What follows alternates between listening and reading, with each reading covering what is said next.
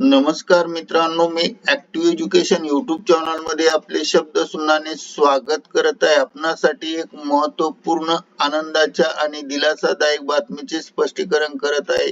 तर चला आपला जास्त वेळ न घेता आपण आजच्या प्रमुख ब्रेकिंग न्यूजचे स्पष्टीकरण करूया.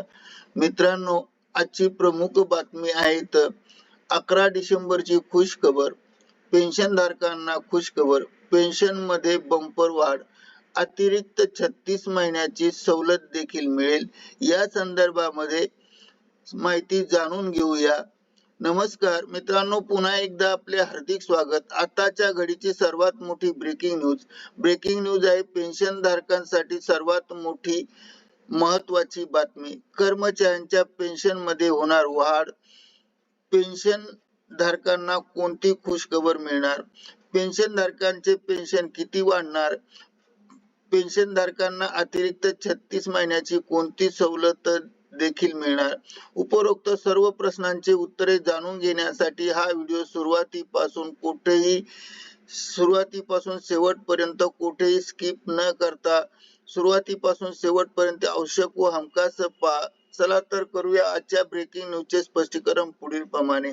ब्रेकिंग न्यूजचे स्पष्टीकरण करण्यापूर्वी आपण जर ऍक्टिव्ह एज्युकेशन युट्यूब चॅनलवर नवीन असाल तर चॅनलला लाईक, शेअर आणि सबस्क्राईब करायला विसरू नका.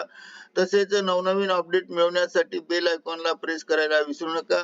ही बातमी अत्यंत महत्वाची आणि कामाची असल्यामुळे आपल्या मित्र परिवारांना शेअर करायला विसरू नका.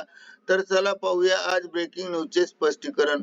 मित्रांनो, आजच्या आधुनिक काळात वृद्धापकाळात सामाजिक सुरक्षा आणि आर्थिक आधार रोखणे अत्यंत महत्वाचे बनले आहे. हे लक्षात घेऊन भारत सरकारने कर्मचारी भविष्य निर्वाह निधी म्हणजेच EPFO अंतर्गत कर्मचारी पेन्शन योजनेत म्हणजेच EPS मध्ये लक्षणीय सवलत देण्याचा निर्णय घेतला आहे.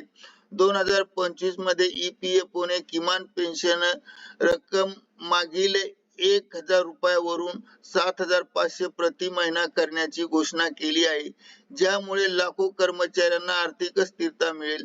सरकारने असेही जाहीर केले की पेन्शनधारकांना आता त्यांचे राहणीमान खर्च चांगल्या प्रकारे पूर्ण करण्यासाठी 36 महिन्याची सवलतही देखील मिळेल. महागाई भत्ता वाढ आणि वाढत्या राहणीमानाच्या खर्चाच्या पार्श्वभूमीवर ही नवीन व्यवस्था तयार करण्यात आली असून या योजनेमुळे पेन्शनधारकांना आर्थिक सुरक्षा मिळते आणि या योजनेचे उद्दिष्ट म्हणजे निवृत्तीनंतर लोकांसाठी सन्मानाने किंवा सन्माननीय आणि सुरक्षित जीवन सुनिश्चित करणे सोपे होते. आणि म्हणूनच कर्मचारी पेन्शन योजना EPS भारतीय सरकारची योजना ही जी संघटित क्षेत्रात काम करणाऱ्या कर्मचाऱ्यांना निवृत्तीनंतर मासिक वेतन प्रदान करते.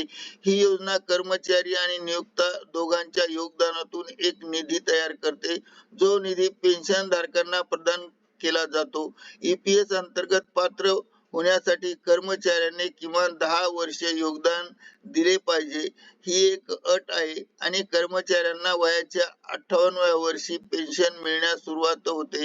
ही योजना प्रामुख्याने वृद्धापकाळात आर्थिक मदत देण्यासाठी डिझाईन केली आहे आणि पेन्शनधारकांना अतिरिक्त मासिक उत्पन्न प्रदान करण्याचे उद्दिष्टाशिवाय ही योजना कर्मचाऱ्यांना मृत्यूनंतर त्यांच्या कुटुंबाला पेन्शन लाभ देखील प्रदान करते. EPS भारतीय सरकारी संस्था म्हणजेच EPFO भारतीय भविष्य निर्वाह निधी संघटनाद्वारे प्रस्थापित केले आहेत.